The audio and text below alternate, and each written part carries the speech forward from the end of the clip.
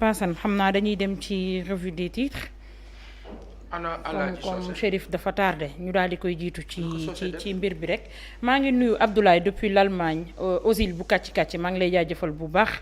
Colette maa ngi lay nuyu restaurant Mame Diarra ñu ngi leen di jaajëfal bu baax ci teewlu bi voilà di leen nuyu bu baax a baax yow nga ni kii kan la.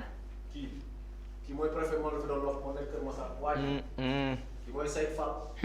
kii. laa ilaaha illallaah ak procureur bu Thiès bi. nga ni ma. salaamaaleykum ba pare. aleykum salaam balaa ngay ñëw. waaw pour ñuy laajte Mamy waxoon nañ ko au tout début de l'émission Mamy est un peu souffrante elle sera là suba wala ginnaaw suba. ñaanal leen ko yokk leen ko ay ñaan bu baax a baax tane na bu baax mais elle sera là incha allah bu amee ku koy laajtewaat rek nañu internet yi dimbali. daal di koy tontu ci commentaire yi parce que du ñu mën a àddu tout le temps ci commentaire yi di jégaluwaat bu baax a baax. mais Mamy ñu leen di nuyu yéen ñëpp. di leen safoo di leen faale di àndandoog ñun tout au long de cette émission mu ngi tawat waaye nag mu ngi àndandoog ñun. mën naa góox ndox de xanaa. mouvement kàcc samay waaye ngeen nag nuyu naa leen bu baax a baax man yéen laa faral Ahmed dafa tardé Paasan. Chérif daa tardé nañ ko nangu man de moo ma ne woon maa ngi ñëw damay ñëw. rythme bi la tàmmagul et ça se comprend. nañ ko xaw a jéggalaaleel rek. waaw non dana ñëw. à tout moment il peut venir. waaw dañ toog rek ñu xaar ko participer à l'émission. classe bi moom daa neex entre temps nag comme classe bi moom xamul xaar. classe bi moom comme sabaru lawbe gu tas. déggal loolu. daa nga ko seetaanee. daaw seetaani sabar. yii ñun biñ gën a nekk xale. daay Abdou Fall dañuy teel a dem avant sabar gerte gis nga bu gars yi commencé installer ndënd yi dañuy ñëw toog ñun. da nga daan seetaani sabar yow. sabar. daay lay la laa nekk Sénégal te doo seetaan sabar. déglu ma la. xoolal. nga nekk Sénégal.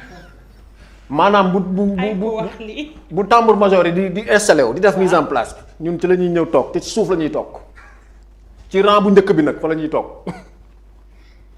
te loolu dafa am lu ko waral. am na sama benn xarit bu ne ma. daa am lu tax ñuy toog ci kanam bu ne ma na bu waxal soose mu bàyyi sabar neexatul. gis nga ndaat saay jooju. ah non sabar neexatul. la ilaha illallah. yooyu gis ku fecc ba bu yëkkatee sër bi xoolal sabar gi day mel ne daa tas. gars yi fu waaye aw xam. xoolal pëccëxoo bi yu xoo yi mel ne tuleeg màlle ci am loo gis rek. maanaam bu njëkk gis nga nabu jigéen c'est vrai que bu njëkk. boo musaan gis. lu xaw a jege ak awra jigéen sax non da ngay yéemu mais léegi dañ ko banaliser ba bu njëkkaan loolu moo tax ñu daan yuuxoo jigéen bu ma sànn fecc ba xaw a yëkkati du sërëm rek sabar gi day mel daa tas. ndeysaan fu ay xam xool géwél yi tasaaroo booy yi ñun booy yi nga xam ne ci kanam lañ daan toog sabar neexatut parce que ñun gosaas waaye am na ko ci plateau bi Gosaas nee na mën ngaa nekk Sénégal te doo seetaani sabar kon moom danaan seetaani sabar. ah man de dama ko daan seetaani te ca kanam laay toog baaraamu tuuma de waaye sëgg na de. Gosaas xoolal 4 avril bu ne Gosaas bi ñuy gën a nekk xale. buñ défilé ci suba gi guddi gi sabar gu rëy mairie waaye yow. mais loolu amatul gone xale yi fawatuñu. gone yi dañoo màgg. dëgg la. dematuñ di xool yooyu. fawatuñu sax nag dañoo fo. Béthio laay laaj xam nga way boobu Béthio laay laaj. xamoo laay laaj xamoo ko. man sax na allahu akbar nga ni lan la ñuy wax. Béthio laay laaj. Béthio laay laaj. mais xam nga Béthio quand même. waaw jeex na tëggkat bi moo naan Béthio laay laaj. Béthio yi man ne tulleeg maa la ci géew bi. soo se yow yàgg ngaa dem nag. dama ko fekkee li ma lay wax nii nga naan ma la non. yan façon la. Béthio yi. non 1000 trous yeeg. xam nga 1000 trous am na bu gàtt bi bu gën a gàtt bi boobu moom fàtte naa tur bi mooy bi gën bee gàtt. mbaa xam nga ni ci semaine bi ci rubrique yi ñu leen di defal noonu di leen ko may fii ak tabaski dina am jour boo xamante ne ngaa la dina dem jëlal ñu lawbe yi. nañ indi ay Béthio de catégorie Béthio yi na yëpp ñëw di xoromal tuuti plateau bi nag. catégorie Béthio yi na yëpp ñëw. parce que dafa xaw a géey daal ñu yokk ci xorom. gis nga tëggkatu tamal bu ne Béthio laay laaj. Béthio laay laaj dang Béthio laay laaj rek xale yu jigéen ñi tasaaroo ku dàqa wane sa Béthio nga ne kii la. waay mais xam nga nag am na ñoo xam ne dañuy ëppal ñoom dañuy wane ba wane leneen lu ci bokk. sama gën a tasaaroo nag foofu déedéet ëpp naa def ca beeco yàlla. mais namoon naa leen. waaw ñoo la raw mais Paasan xaru tabaski fu mu toll. mais déjà yéen amu leen partenaire bu joxe xar. bu ngeen ci waxul dinaa jooy de. mais comme frontière yi ubbi na. waaw dina wàcc. xar de war naa gën a yomb xanaa. Sénégalais yi nag ci xaru yar moom. bu dee xaru yar. bu ko sax xool. day seet bu ko sax jege. waaye yow déjà dañoo waroon di may xar nag looluy dëgg.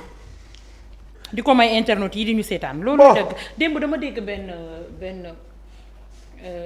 benn influenceur bu génn ci net bi muy wax ak président Macky Sall ak Marième Faye Sall di ko lancer un message naan ko mayel ay xar ci banlieue bi parce que dëkk bi metti na boo xamante ne il faut que ñoom ñu jóg. xam nga dimbali askan wi parce que bu ñu ko waxee bu ñu ko waxul xaru Mali yi bu ñu ñëwee bu ñu ñëwul dëkk bi metti goo xamante ne am na ñoo xamante ne xar bi ngay xeeb sax naan dafa tuuti. wala ñoom amuñu njëgam amuñu ko ça c'est vrai les temps sont très durs la vie coûte excessivement cher au Sénégal te ñu ngi dégg ne soble bi aussi yokku na yeneen ak yeneen yokku na. lépp yokku et c'est très dur il faut que ñu gestu askan wi. influenceur boobu dafa baax sax dem ci directement ci Macky Sall ak soxnaam mais sunu ministres yi. dëkk ak nit ñi ci koñ yi les directeurs généraux. les PCA. mais nañu gestu ñu ne seen ginnaaw.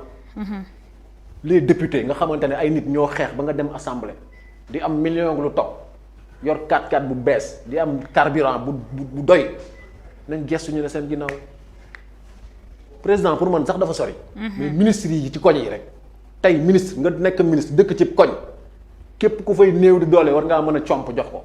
man je ne trouve pas intéressant acheter un mouton de 1 million wala 500 000 et que à côté am nga dëkkandoo boo xamante ne.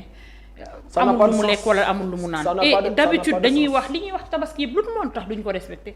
tabaski dans les normes xar bi warul fanaan. ci bu ñu jaaralee ci yoon rek. warul fanaan boo ci xewloo li nga ci mën a xewlu la ca des sarax la. fii nag xam nga lu ñu def. yi concours ku gën a rëy xar. dañ koy teel a jënd nag yeew ko ci buntu kër gi. sutura moom amatul. wala ñu dugal ko ci biir kër gi di ko nëbb parce que yow li tax nga war koo nëbb mooy ki nga xam ne moo dend ak yow te amu ko waroo ko wan loolu forme d'injustice la. forme sabotage la sax yow da ngay dëkk ak nit amul lu mu lekk nga jënd xaru 1 million et poussière yeew ko sa buntu kër saa yu xëyee romb ko waa ji moom xaram mi moom baaxul 1 million boobu ñaata xar la mënoon jënd. c'est vrai mais sëñ yow Nabou réew mi. ndimbal moo amatut. mais faaw ñuy dimbalante. waaw ndimbal moo fi jeex gis nga am na gor yoo xam ne du ñu mës a ñaan.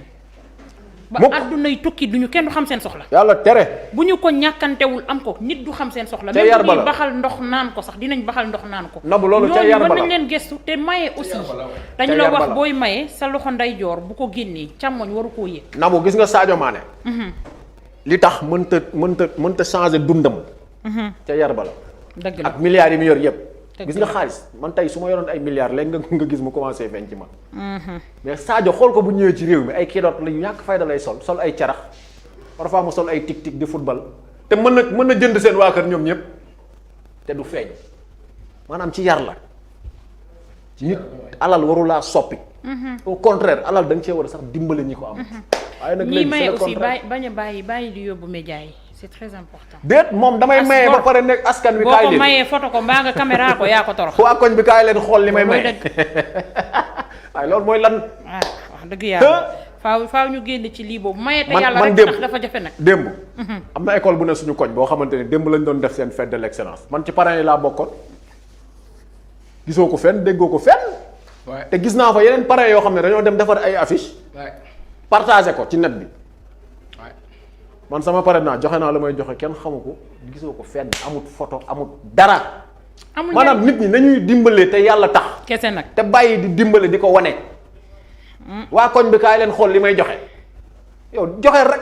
il faut donner sans rien parce que joxe bi sa digganteeg suñu borom la du sa digganteeg nit ñi. Chérif dama ko dégg ci marche waa Popenguine bi mu ne moom bi muy maye dafa ne woon bu ko kenn jël aussi ndox yi. dafa am koo xamante ne daf ko offrir def ci photom mais nee na si c'était pas trop tard ndox yi du dem. waaw mais forme de waneewu la te ku ko bëgg rek la mu defar ko def ci photom waaye maye noonu la war a mel en quelque sorte. dañoo war a véhiculer. sutura un message fort pour ñi nga xamante ne ñuy maye nag comme yaa ngi maye rek te ki koy jël soxla na ko du ñun ñoo lay dicté ni nga ko war a def. waaye li gën lañ lay dama la wax benn affaire. képp koo gis muy maye. ne waa koñ bi kaay leen xool li may maye. am na yeneen objectif yu wuteeg maye te yàlla rek tax. absolument. loolu moom. c'est clair. fii laa la koy wax. yàlla baax na. lu xew tey ci yéen kaay. ayca 24 heures ngay ñëw ak ñun. 24 heures yéen kaay Pa Assane bi. waaw. wax na dëgg nag. un joli journal. 24 heures nag moom xam naa ne. ci sponsor yi ngeen war a bokk. ah. bëreet 24 heures.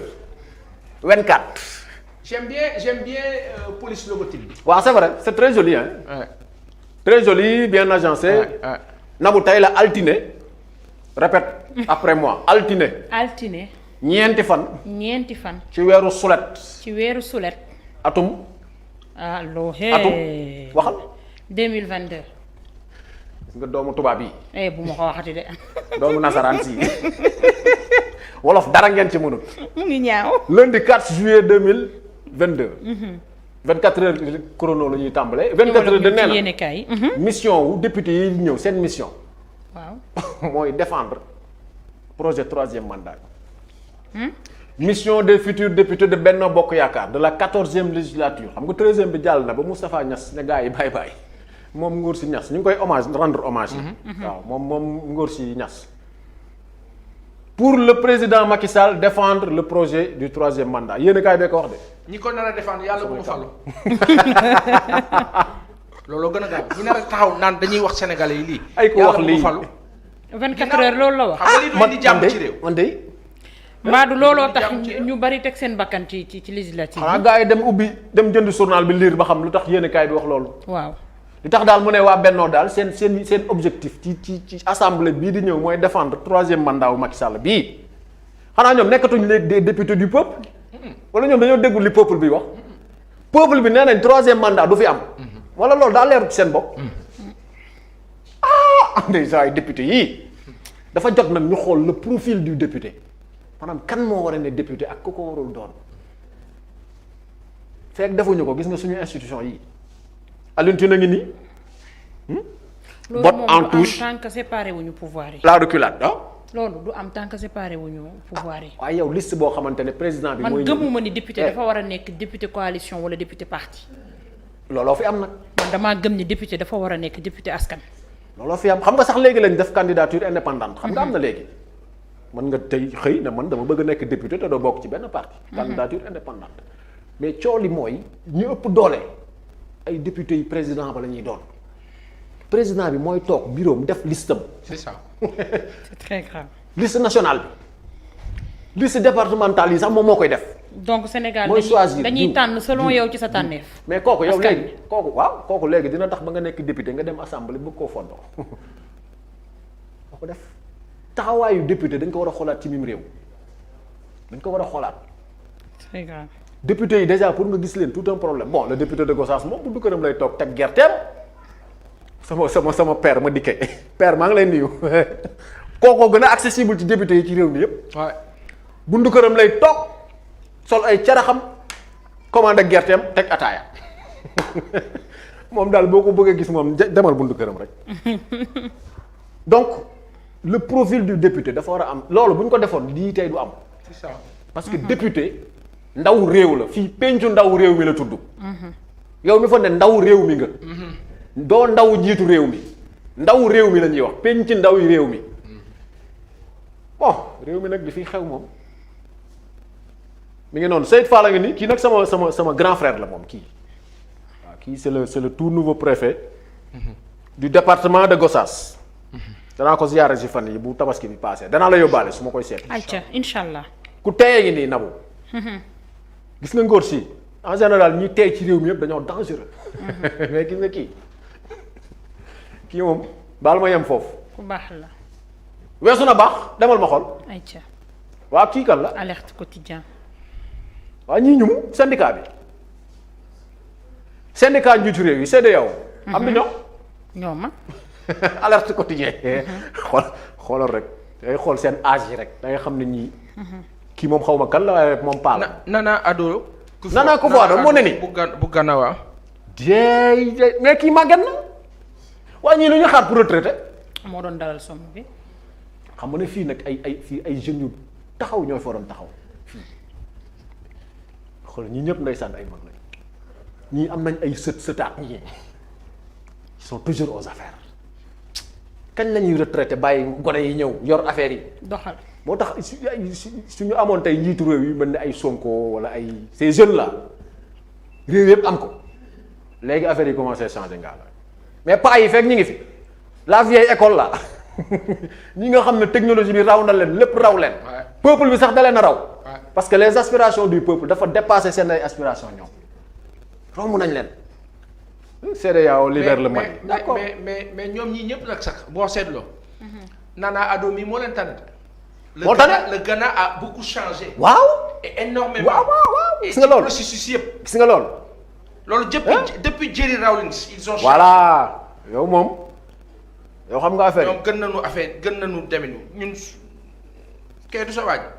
sunu waaj waaw moom la moom yii rek lay mayee ci ndaje yi ñëw def bu weex koppati bi parfois mu wengal ko am naa mbaxane mu bu nuroog mbaxanaa mi saa yu ma ko solee gars yi ne ma mbaxane Benno Bokk Yaakaar yi ngay sol sunu njiitu réew mi moo taxaw ni Aïssata Tall Sall la taxaw nii ci ginnaaw moom mi ngi takk masque ba léegi waaw mais moom kii takkul masque président bi mu àndal takkul masque moom.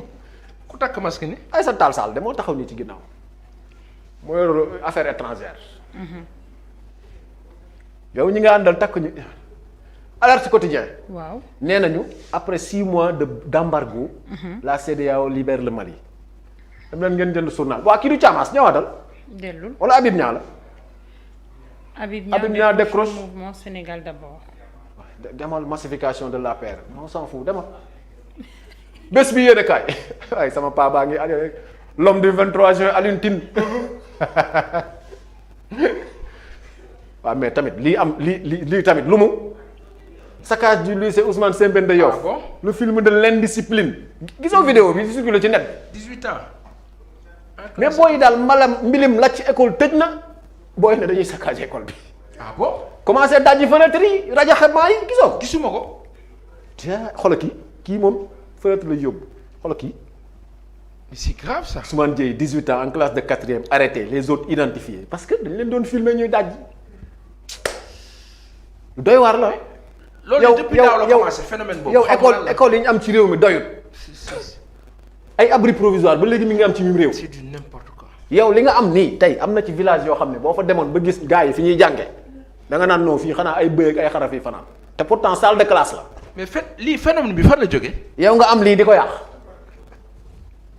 depuis daaw daal lañ ko tàmbali. amoon na daaw de xaw ma ci ban école la amoon ba ñu tëjee gars yi commencé di sànni copie yeeg di xottee. te sanctionné na woon nañ leen. après ñu baalu baax ñu daal di baalu mais cette fois-ci moom waruñu bàyyi affaire bi jàll. ah foog ñu topp doy na waar de doy na waar de. parce que lii c'est de l'indiscipline totale lii aw xale warul. non dañ ko war a ñaawlu. il faut ñu kii ko pour ñu jóg ci une bonne fois. malheureusement nag seen parents yi la ñuy sonal. voilà Alioune Tine inéligibilité Alioune Tine pour le rétablissement de Karim et Khalifa. posé na débat de mais dañ leen war a rétablir de. Karim nag moom it pataaram gii Karim ba mu génnee réew ba léegi ñëw ci même réew. ba mu demee ba léegi ñëwut ci léegi Karim moom kaa am nag war nañ koo xoolaat de. am na ñu ne le cas Karim. xëy na bu ñu demee Qatar jël coupe bi indaale ko. le cas Karim war nañ ko nag posé. waa ji ba mu demee ba léegi ñëwut. man daal xam naa ni liñ ko teg ci li ma gis man. tegul si yoon. koo xam ni il a été l'un des meilleurs ministres quoi qu'on puisse dire. c'est un bosseur hein.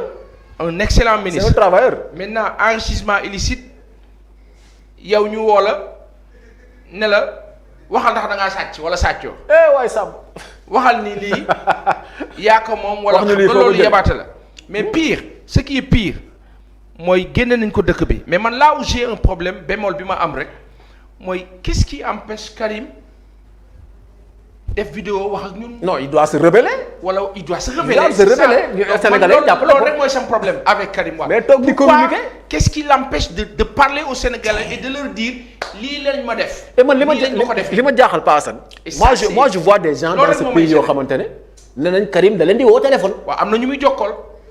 waaw léegi moom du wax ak sénégalais léegi qu'est-ce qui empêche mu wax ak sénégalais yi après les gens diront oui mu ngi préparé wu mu ngi ñëw. on avait dit que day ñëw ay waay préparation Karim pour man ñaata at la ñu ne Karim day ñëw sénégalais yi pour ñu est-ce que xam ngeen ni dem nañ benn jëmmi jamono boo xam ni nit ñi dañu ne liñ ko tegul fenn ba ñëpp jël défense am on avait juste besoin waa ji wax ak sénégalais voilà yi wala mu forcé ñëw maintenant pourquoi Karim Wade ne peut pas venir pourquoi Karim Wade ne peut pas parler ñëpp dégg. il s'exprime pas ça gêne on l'entend pas c'est le gars partisan mais Karim tu es où mais ça gêne.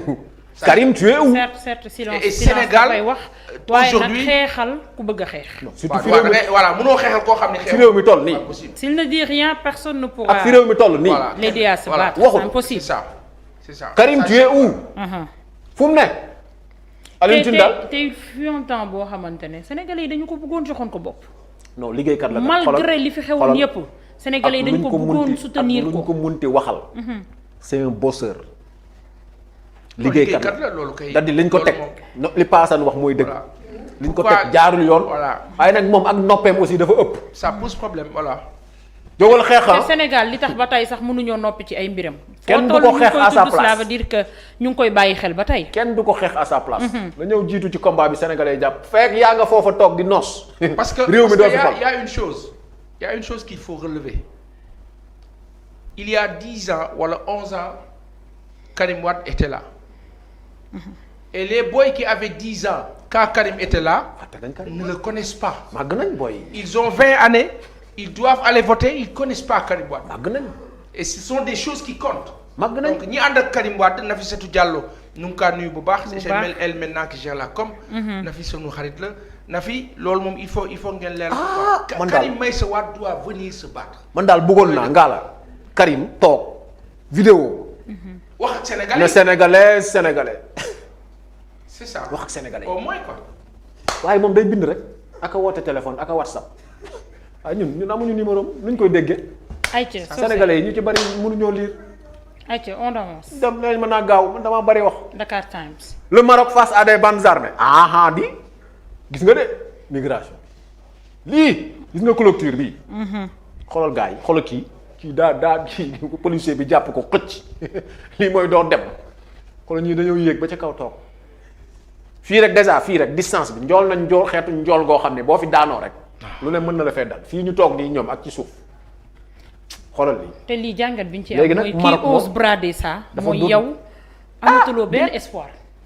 benn saa yi espoir ñàkk espoir mënut a weesu lii et j'aime pas cette titraille là le Maroc face à des bandes armées comme si on prenait la défense du Maroc alors que il s'est passé ils ont des choses tort. aujourd'hui le Maroc fonctionne comme le gendarme de l'Union européenne xoolal Socé Maroc dafa mel ni mooy gendarme Union européenne lii Maroc di def nii espagnol yi ñoo ko waroon def ñu ñëw ba ci frontière espagnole mais Espagne à la limite non c'est pas possible xam nañ fi nga bëgg a dem c'est pas possible Dakar Times demal ñii duma leen wax ay Moussa Sow mii naan ay Yewwi a perdu la bataille kii kan la reconnaissance ou El Hadj Dia. patate chaude entre ses mains El Hadj Dia désigné coordonnateur demal Benno la demal enquête ci lañ bokk. la peur bleue lu tax en inondation yi ci lañ bokk. ci lañ bokk waaye ci lañ bokk waaye.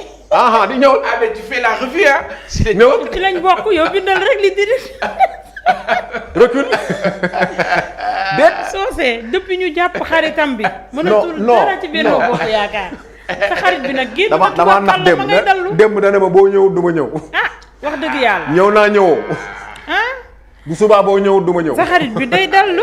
déet man mais fi mu ne nii génne nañ ko mu ngi ci jàmm. paasa maanaam man direct news moom am naa fa xarit bu fay liggéey nag Alima maa ngi koy liggéey direct news mais est-ce que lii jar na def ci une journal maanaam le gars El Hadj Dia je le connais pas est-ce que xam ngeen kii non coordonnateur départemental Benno Bokk Bambey ñu reconnaissance ou patate chaude entre ses mains mais en quoi mais en quoi c'est une reconnaissance une patate chaude internet yi duñu leen faale daan soose demal Benno la. Socé duñu leen faale. Benno la demal la presse écrite a besoin de vivre déet Oui. mais déet dama la presse veut vivre kii bu fekkoon ku réew mi xam la ñu ne waaw na ma baal man xaw ma ko vraiment xaw ma mais en quoi xaaral ma sëgg en quoi ab jàngalekat laa waroon doon en quoi ça constitue une reconnaissance ou une patate chaude je pose une question. Socé duma la baal. xëy na Alima sama xarit bi liggéey direct news dana ma tontu demal. def leen lu mais non la enquête. inondation yaa ngi. ay waay suñu jëm nawet bi la peur bleue wax na dëgg de yéen kaay bi enquête gis nga jamono yi bu xiinee sax ndeysaan am borom kër yoo xam ne da nga leen di yërëm ngaa la ndakaaru gi am na fi kër yoo xamante ne buy taw dañuy kiloot wat jigéen ñi takk seen ndigg ñu yor ay paana ki si yoo taxaw bu feesee ñu tànk tuur ci biti muy taw ndox mi dugg ñoom ñuy tànk di tuur ci biti noonu lañ koy jàppee ba taw bi arrêté. mbaa xam nga ni nawet bii di ñëw dina bokk ci nawet bi gën a métti Sénégal tu sais pourquoi ay doom waxal jàmm. d'après les prévisions taw bi day bëri ren waaye benn constat bi ñu def Sénégal yëpp la ñu gas. waaw mais kon kay yéen kaay bi wax na dëgg nee na la peur bleue. incha allah musal. waaw léegi moom milliards yu bari yi ñu ci def moom duñ ko lijjante. 750 am na ministre bu fi taxaw ne inondation moom jeex na ci mim réew. on verra. damay bañ a wax turam mu may yóbbu ci yoon parce que ñoom dañoo gaaw ci yooyu te pourtant moo ko wax. bi ñuy lancé personnellement man je pense que dañuy utiliser inondation yi pour faire de la politique ndax duñu xaar lu dul benn dëkk inondé ñu daw uti ay moto pompe ku nekk di jaay ni maa la gën a dàkk ñëw secourir. loolu du solution bi te loolu du solution bi. yow moto pompe boo xamante ne parfois da ngay am problème carburant boo ci. population yi ñooy kolo. il ne nous aide pas vraiment. jënd carburant def ko ci. pas ça la solution. dañ ko lijjanti ba booba coup de maître de Alioune Sarr chez Macky ban coup de maître demal benn noonu. kii du kii doom ndayu Ahmed. kii du suñu doom nday.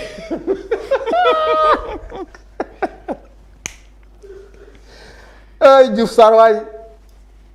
Sarr a gën ceeb de lu mu wax entretien exclusif l'ancien ministre de la santé Diouf Sarr dit tout demal ponk la ngi garde à vous Assimi kii réew yu bari dañoo waroon a may Assimi Goïta wallaay kii waaw mais na xam ne gouvernement de transition du yàgg baaxul ci dëkk. waaw mais gis nga kii ñii dañoo jël Mali ci IBK réglé ko ba mu ne koot dem uti partenaire boo xamante ne moom gagnant lay def muy Russie. Russie du la nax du jël sa alal dem ci Mali foro. Russie li mu dugal ci arme ci diir bu gàtt rek. buñ commencé traité ak ñoom. armée malienne musu koo am muy les FAMA les forces armées maliennes loolu laa xam ci partenariat. gagnant da nga ciy gis sa bopp mu ciy gis boppam mais yow koo xamante ne day ñëw di sàcc li nga yor di dem di la ci compal di la mosal. La CEDEAO lève les sanctions contre le Mali est-ce que xam nga ne sanctions yi li muy dem Mali musta toog weer te fayul salaire am. te ñu ne BCEAO bi nekk Dakar gi bu dafa bloqué woon lépp luy aide bu jëmoon ci état malien teewul ils se sont organisés de telle sorte que musuñoo toog fayuñ salaire yi daa xam ponkal nga. laa sa wax loolu. demal waaw laas waaw. ayca exclusif te gars yi dañ leen ne woon ñaari weer may leen ñaari waaw duñ dem boobu ba léegi ñu ngi gérer réew boobu ba léegi ñu ngi gérer armes yi day gën a bëri maliens yi di gën a nooy. looloo tax ñu ne bras de fer bi Mali gagné na ko. ah waaye wax nañ dëgg. ayca l'exclusif exclusif. moom de defe naa ñaari une la indi. mu ne récurrence de la violence dans l'arène politique les jets montent au front et ñan ñooy waa jet ñu da xawma leen gestion du pouvoir les politiques bannis les acteurs du développement bénis les vérités crues de Bachir Ba coordonnateur d'Aar Suñu waa kii beneen coalition la Aar Suñu Moomeel bu ngeen gañee dinañ ci xam l'indépendant indépendant CEDEAO la levée des sanctions contre le Mali acté c'est vrai syndicat baa ngi nii syndicat gis nga nag li ma gën a soof ci seen i mbir mooy gis nga photo de famille bi bu jotee nga gis ku nekk xojo soo si doo war a tey. oui mais il faut respecter la distanciation physique. waaw duñ jege yow xool leen yaakaar nga ne ko dend ak yow rek wàll na la Covid 19 bi te kenn takku ci masque kat ñu tasaaroo nii mel ne. balaa ngay dem Pierre Atepa lu mu wax fii ci suuf. Atepa Goudiaby. waaw moom day wax na ci dafa interpeller les futurs députés de la 14e législature. nee na le Sénégal pour renégocier les contrats gaziers pétroliers et miniers loolooy dëgg. wax na dëgg. dañ fi xaatim ci lépp luy contrat muy wàllu gaz pétrole mine war nañ ko mën a renégocier maanaam waxtaanee waat ko woo ñi ñu ko signé woon ba ñëw ñu ne leen gars yi kaay leen ñun daal vraiment li fi gars yi signé woon kat gis nañ ci ne ay njuumte lañu nañ leen waxtaanaat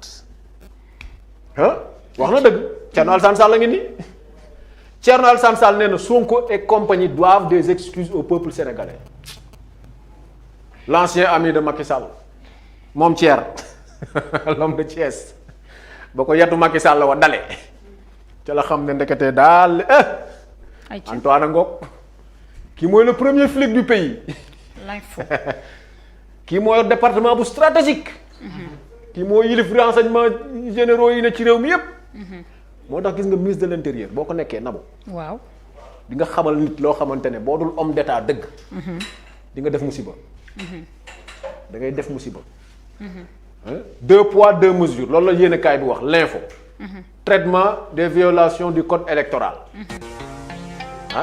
dafa am kumba am ndey am kumba amul ndey ci traitement ñi nga xam ne dañoo violer le code électoral waaw yéene kaay bi fësal ci notaalu Antoine ministre de l'intérieur mi yor kaaraange réew mi demal ay ci ñu jàll ci beneen xët l'observateur immigration clandestine. Wow. Les vérités des derniers chiffres. waaw des derniers chiffres gis nga de fii li fi ne ci géej gi. maar day taalit gars yi dem leen ngeen jënd yéene kaay bi. yéene kaay bi ne immigration clandestine la vérité des derniers chiffres. maanaam da ca faatoog ña dem ak ña réussir ak ña lépp a ngi ci yéene kaay bi. entretien ak sur Abdourahmane Diouf je n'ai pas compris autant de zèle mooy li nga doon wax léegi. li xew Tambacounda dox soxla am na droit def caravane parce que waa Benno ñu ngi koy def ñu ngi koy def ñu ngi toog ñu ngi def ay conférence de presse bërki Dembo Ndiaye le directeur de la LONASE là def na fi conférence de presse ak meeting. waaw léegi lañu aaye woon yéene kaay yi waaw rond-point Mor Fadam meeting waaw léegi kooku moom arrêté wuñ ko léegi Abdourahmane mii am sañ-sañu wër réew mi sénégalais la amul benn contrainte. encore que amul benn texte bu koy arrêté. waaw amul xanaa xamoon ni li ñu naan préfet bi nee na si. moo tax c'est du zèle amul. moo tax mu ne je n'ai pas le gouverneur la mu doon wax ça concernait les médias et encore que gouverneur war ko wax CNRA ko waroon wax. lii rek moo leen c'est-à-dire weddi que y a une confusion qui est semée. autorités yi bëgg ci profiter quoi. lii da leen a weddi. c'est du n'importe quoi. da leen a weddi. ay njiit yu dëgg quoi. moo tax mu ne je n'ai pas compris autant de zèle. oui c'est du zèle quoi jaay doole quoi. mais lii yëpp nag aussi ça doit les pousser à réfléchir. absolument le combat il est unique entre Aar ak Yewwi. faaw ñu booloo de la même chose. faaw ñu booloo de. quand même. faaw ñu booloo. ay yéen kaay nee na frontières yi ñu ubbi daal maanaam Mali dina noyyi ak partenaire économique am xoolal ñi doon saccagé classe bi yéen leen jàppee demal. évidence yéen kaay. Kéba Seck artiste compositeur devenu roi des soirées sénégalaises moom mi ngi am ci réew mi ba léegi yow man moom dama retraité wala la soirée sénégalaise mi ngi am ba léegi yow kii Abdou Fall kon kii mooy le seigneur des soirées sénégalaises moom Ngor si Seck baax na bañ tabaski ak jàmm. soo tey du mën a ko baal. baisse est-ce du que niveau tabaski duñ ko invité sax ci 2A TV. man de soirée war naa sénégalaise mën a pour man jeexoon na ci réew mi. ñu def suñu soirée daal di noppal suñu yeex ñun. mais c'est vrai que war nañ ko organiser def levée de fonds. da ciy baax. war nañ def levée de fonds. ñun dañoo war a soirée yëngu bu rëy. tamit looluy dëgg. jaay table 100000. invité internet yi. table 100000 la ñuy jaay. mais internet yi duñu fay de. lu tax ba duñ fay. non ñii suñuy xarit lañ duñu fay dara. dama ne baal bi daal moom baal bi moom ku fa sa tànk tege da nga fay. baisse du niveau du débat public au Sénégal. kuy grave moom grave mi accusé Sonko kuy grave. Mohamed Moustapha Diagne lii. grave lañ bind di grave mooy kan. baisse du niveau du débat public au Sénégal. waaw Mohamed Moustapha Diagne et compagnie s'attaque à l'opposition mu ne les traite de manipulateur et dresse un bilan satisfaisant du président Macky Sall waay. grave c'est l'organisation.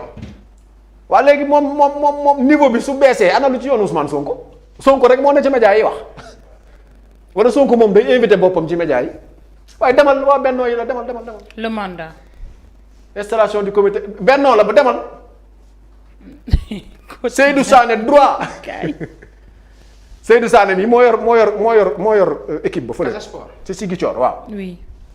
droit au but moom détaillé na li waral Casa Sport daal moom di waabale coupe yi di waabale coupe yi c'est bien très bien ndeysaan suñu yaay ju baax jaa ngi nii Eugénie.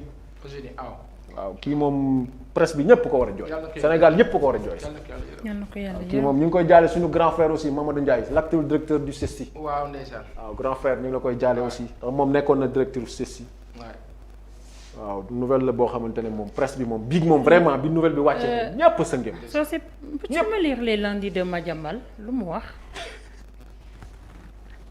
Madiambal am na tur bu ko booyee di wooyee ci internet bi xaw ma gis na ko mu déet loolu moom ñemewuma cee jaar grand nga baal ma nag. ayca.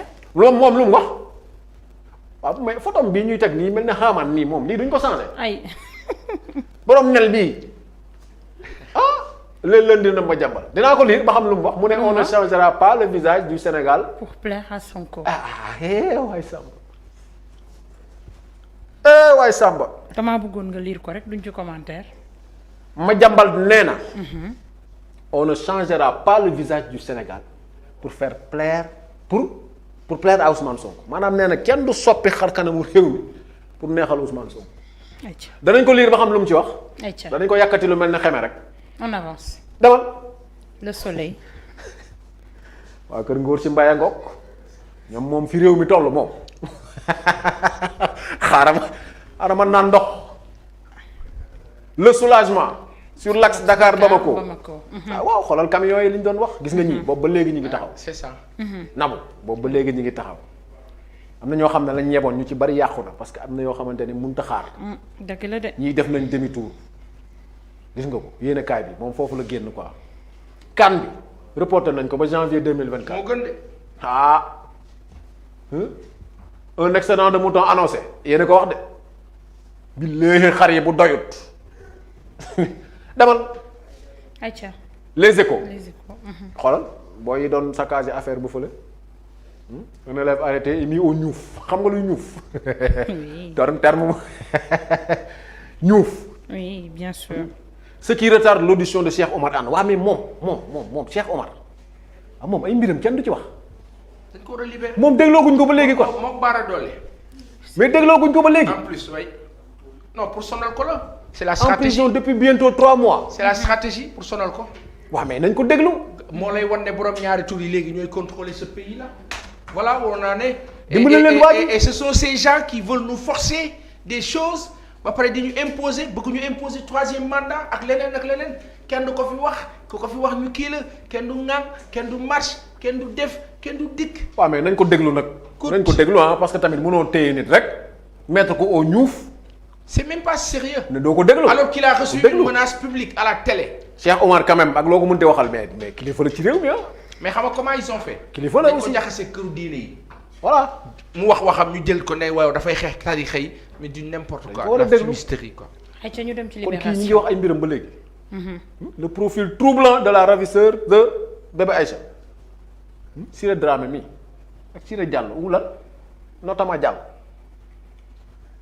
profil bi de libération moom détaillé ko non delluwaatal ci libération lu ñu wax ci moom. nee na une 3e identité révélée par l'exploitation de son téléphone. Quelques minutes seulement avant l'enlèvement de bébé Aïcha elle a reçu un coup de fil de l'étranger. nee na c'est mon grand frère qui vit en Allemagne moo ko woon. a-t-elle confié aux enquêteurs. sans plus de précision. dem leen ngeen jëndi journal bi ngeen xool libération demal.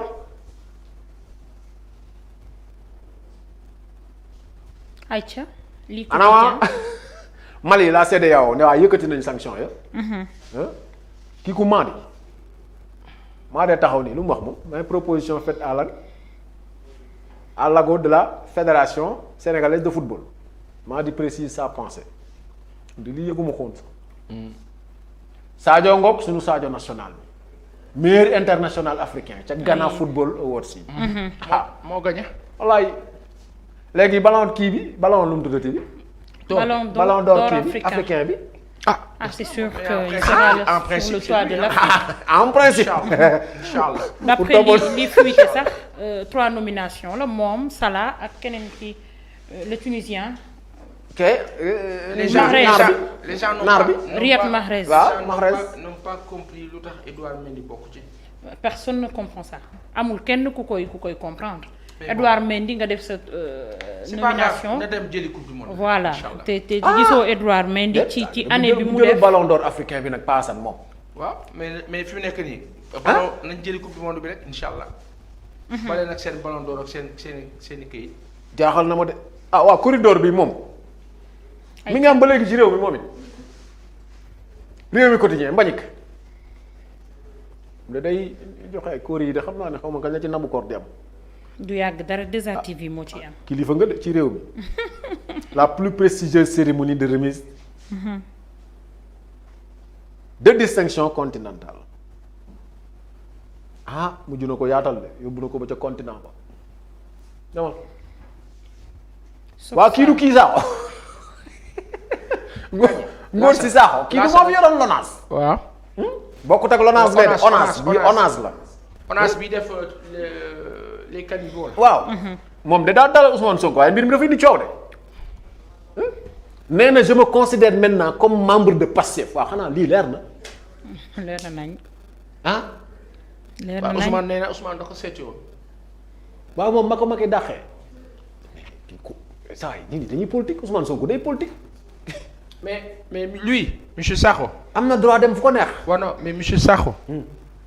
c'est pour ça que dans la vie il faut être précis et sincère. Et on lui en veut pas du tout mais il fut un temps. mais il n'était pas d'accord du tout avec le pouvoir. Oui. Le pouvoir s'est arrangé pour le récupérer. Il est rentré et il a tenu d'autres propos. D'autres discours. Après il est révolté, il est frustré, il ressort. Mooy la nga doon wax sauf que lui sur son cas j'ai eu un peu de gêne xam nga bu fekkoon ne par exemple xam nga lan laa d'accord.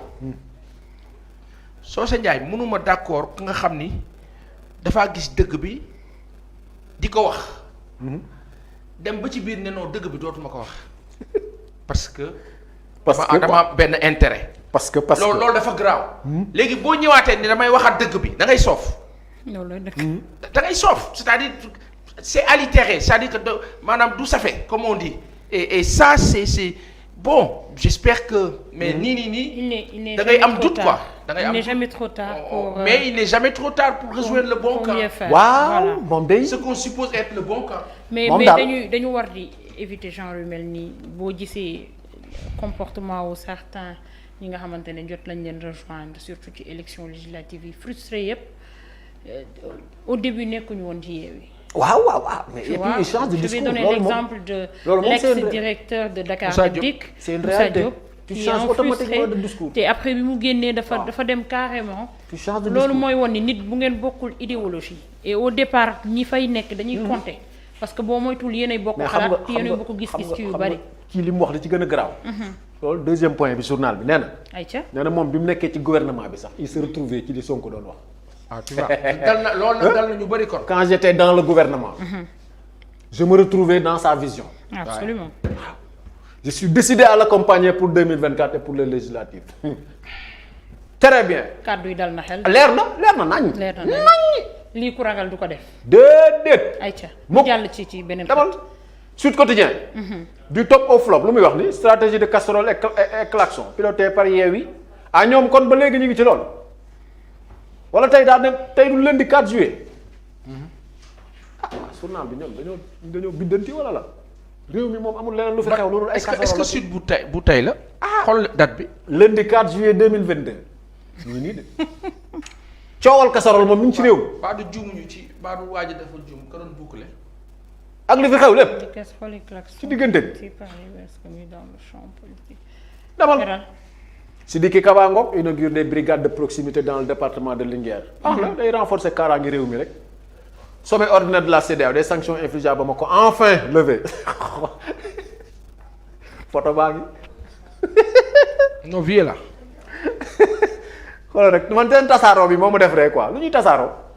tribune yéen a kaay quand la tabaski accélère l'ouverture des frontières waaw baax na ci góorgóorlu yi. waaw ndax mën na tax xar yomb ak yooyu. Barthélémy Diaz posture du maire de Dakar Yoff remontée contre Barth et la coalition Yewwi lu tax ubbil yéen a kaay bi tribune quotidien tey bi la.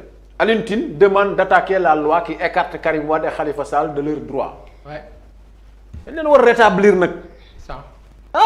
loolooy dëgg. Khalifa mënut a ne ci réew mi ak li mu fi tekki lépp mënut a bokk ci benn élection. ah waa mais quand même. lii ci suuf démocratie da nga koy libérer parfois pas Assane. il faut libérer la démocratie. absolument. ñii ak loo leen mënti teg. jot na ñu teggi ko. dañu war a bokk. nga ne ci suuf. ci suuf lii lan la Yoff remonté contre. waaw contre Barth et la coalition Yewwi xaw ma lu tax de. ah oui pourquoi. posture du maire de Dakar daal lañ def. ma tasum xabaar léegi moom ci réew mi. waaw Moustapha Niass waaw tàggu na gars yi de moom day góor si sunu góor gi ndeysaan dem noppalu ji enfin Alioune Tine li ñu doon wax léegi rek Karim Wade Khalifa Sall jot na ñu dañ leen a war a yeewi waaye ñoom it pour ñu yeewi leen dañoo war a ñëw bokk yeewi askan wi loolu déggoo ma de desewoon naa fi tuuti café de noonu na ayca. pour ñu yeewi leen dañoo waroon ñëw fa sa mbaxloo ba ne ak pëcc xóob for ñëw bokk demal ayca. jeunes yi ndeysaan yàlla na ko yàlla yërëm. amiin. Bamba Ngop Bamba Fall des na en flamme Sonko Barth et Khalifa ay Bamba. àdduna mën a dox. ay Bamba 2024 léegi mu ñëw. àdduna daal a gudd tànk. àdduna mën a dox. nee na mën naa gaaw. nag moom sama njàngale day kii de Bamba de lii la wax. gaa yaa ngi nii 6 mois après le Mali sort de l'asphyxie waaw d'accord mais ñoom daal gérer nañ seen réew. amul arrière de salaire amul dara kii ku mu. mon avenir à la tête de la Ligue Pro kii ab tàggatkatu yaram Djibril Wade. Djibril Wade d'accord moom moo jiite Ligue Pro d'accord Thierno Ngom tas le plan de guerre de Mimi munition contre munition seen titre bi réy na xam nga luy munition yow munition contre Sonko ay sawaay lii liñ def nii wóorul de munition xam nga mooy lan ñu ne munition contre Sonko le plan de guerre de Mimi baax na Walf Quotidien la de demal liiru suñ coupe bi yóbbu nañ ko ba 2024. réew mi quotidien waaw lu tax ñu yóbbu ko ba 2024 yéen ñi topp tàggat yaram bi. parce que ndax day man jege coowal trop xaram fi mu toll nii compétition moo bi ne sama bopp day sës rek ak coupe du monde bi. dafay jege coupe du monde moo tax ñu pousse ko. voilà te équipe africaine yi nga xamante ne yépp dañoo dem coupe du monde du ñu mën a am ay match amical yoo xamante ne dañ ko sekk ak yeneen i réew pour mën a préparer bu baax coupe du monde. d'accord looloo tax. waaw. baax na bañ koy programmer xanaa ñoom xamuñu woon loolu. Sadio Mané remporte le prix très bien meilleur international africain. Laf Cat. ayca. demal Aliou Cissé ngoog coach bu mag bi nuñ ko tuddee am na tur bu ko gars yi di wooye El lan. El Tactico. ponkal la macha allah Aliou Cissé a-t-il obtenu gain de cause la CAN 2023 repoussée à janvier 2024. dafa mel ne waxoon na ko waaw waa kii du kii ñii nag man dama leen a mere ñii mbiru géejawaay ak célébrité géejawaay ñëpp laa mere. baal leen Ahmed baal na leen parce que sunu waa ji man ñii xaw ma fu ñu nekkoon. demal du ma la tudd demal. sama mbër la. rombal fii la jeexe du ma ko tudd. boo ko tuddul ñu wone ko sama mbër la tudd ko. kii mooy sa mbër. waaw kii kan la. Balla Gaye wala sama bëti baax. Balla Gaye moo ne nii. dee leen ma dimbali. Balla lu mu wax moom je vais le tabasser l'attaquer et le terre ku muy waxal ni Gris. waaw Balla daa fàtte moom it koy giree ay Balla est-ce que moom la mu mënoon sax mi ngi koy mën ba léegi. déet damay laaj de. damay laaj comme mooy sa mbër mais photo bi daf ma ne yàgg na de est-ce que waa ji mi ngi ceenee nii ba léegi.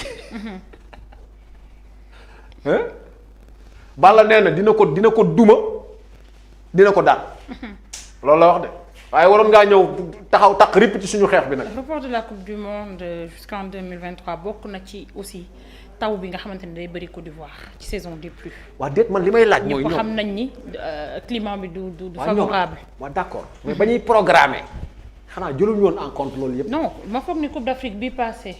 wala lañ ko repousser. dañu ko Covid bi moo tax amul. Covid bi moo taxoon amul. donc d'accord Covid bi moo jaxase woon carte gi maintenant le grand problème. mais est-ce que ñoom pare nañ pour accueillir ko. fa mu war a am. Côte d'Ivoire waaw. la woon. si mais la logique mooy li ñu def nii te lii moo doon lii la coach africain doon wax.